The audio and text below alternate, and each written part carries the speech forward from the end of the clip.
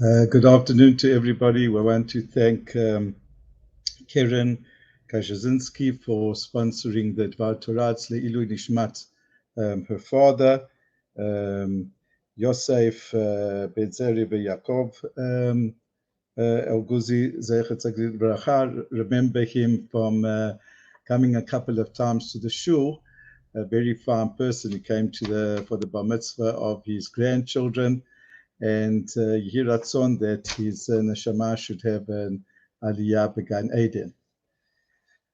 I've chosen to speak about something a little bit enigmatic in the Parsha Shavua, that the Torah tells us that HaKadosh Baruch Hu made a covenant with Abraham Avinu, a covenant of Brit Ben Betarim, the covenant of the pieces, in which he basically spoke to him about that he will have his own children, his own offspring. He'll be the father of Am Yisrael, and that Eretz Yisrael will always belong to the Jewish people. And furthermore, that before inheriting Eretz Yisrael, that the Jewish people will go down to a land which doesn't belong to them. It doesn't say the word Egypt. It turned out that that's what Hashem chose. And during that time of 400 years, the Jewish people will be afflicted, but afterwards they will emerge from that slavery, they will emerge from that affliction, and they will come to Eretz Yisrael. And not only will they come to Eretz Yisrael, they will leave Mitzrayim, that's what it turned out to be, rechush gadol. And the question is, what exactly is this rechush gadol? I mean, usually rechush gadol is interpreted as or translated as lots of possessions. And in fact, in the Parshat Shmot in Bo, it speaks about just prior to going out to leaving Mitzrayim, each one of basically the woman and others, they asked of their neighbors that they want to have some sort of some vessels. It says clay kesef, clay zahav, and this is what they went out from Mitzrayim. So the fact that they went out of Mitzrayim with a lot of material possessions, it's an issue which I don't want to get into now. Was it done under false conditions or not? But al kol panim, what the Torah is saying is that Hashem promised the Jewish people that they would leave. Not only would they be free and emancipated, not only would their neshamot change, but they would also take with them material possessions.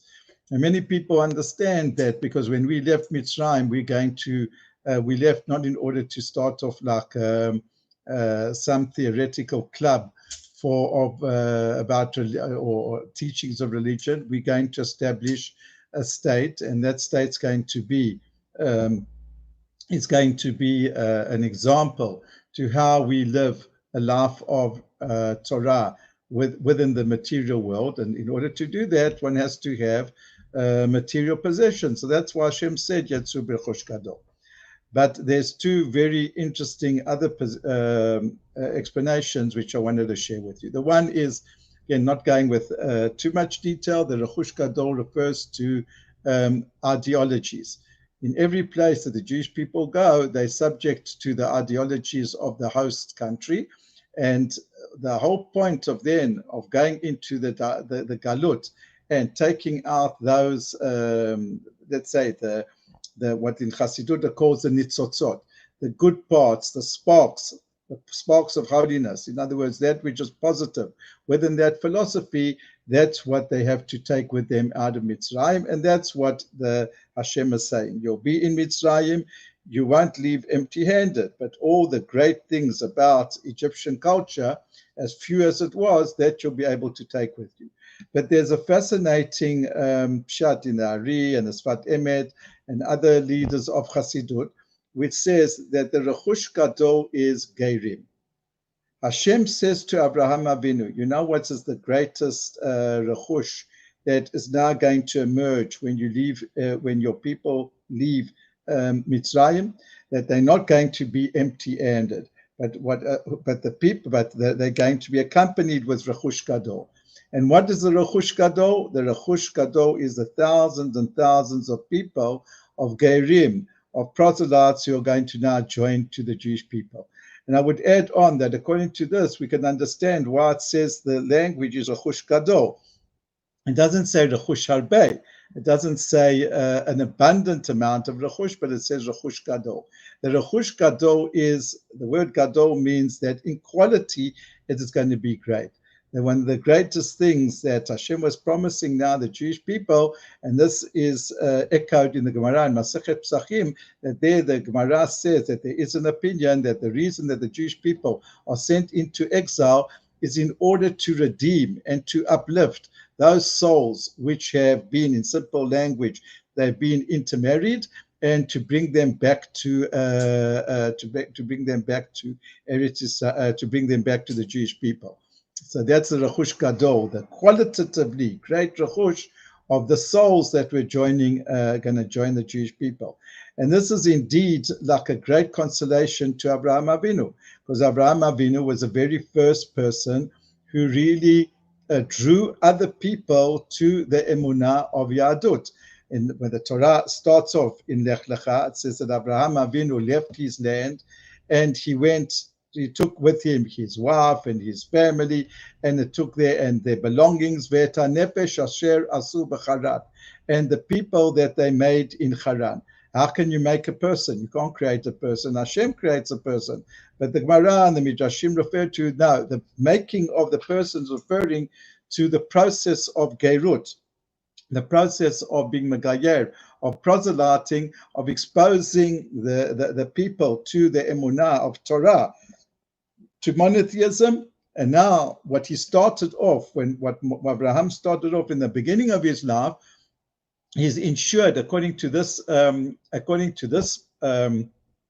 Perush, he is guaranteed that yes, the Jewish people go down to Egypt. A lot of the Gerim who he originally proselyted, they'll be lost on the way, like the Rambam says in Hilchot Avodah Zarah. But ultimately, Hashem is saying that he's saying to Abraham, your work's not for nothing. And Adarabah, when the people go out of Israel, out of Mitzrayim, they will be accompanied with the neshamot, the great neshamot of the great Gerim who have joined the Jewish people. I'd like to conclude with a very famous statement. I mean, it's there's so much been written about the statement that the last one of the great saints and great tzaddikim, he was the rabbi of the Warsaw Ghetto, Rav Kalman Klonimus Shapira, known by his works, the Eight Kodesh, the Pia Setzner Rebbe, who died in the Holocaust in 1943, but who was basically the rabbi, or one of the great rabbis, who ran things in the Warsaw Ghetto till his death. And was murdered by the Nazis, him and his children, his wife. He left works which were buried in a milk can, and afterwards they were discovered after the war. To get back to the point, he once said, I'll read it out to you from his, he says as follows, he said to Hashem, Ribono shel olam, rotzeh ani b'chol libi latet lecha mashu. He says, Kadosh Baruch Hu, I wish I could give you something. But you know what, I really want to come close to you and to give you something, to give to you a nachas ruach. But what can I give you? Learning Torah, I've always learned Torah. Davening, there's not a day that an hour that I don't try to daven. So what can I give you now that I haven't given you until now? So he says, Halavai she'acholti litgayer. You know what? I wish I could give you, I could be mitgayer. I wish that I was able to be a proselyte, to become a ger. So, but what can I do? But I was born a Jew. And it's an amazing thing that what he said. So this is the great bracha of rechush gadol that Hashem promised Abraham.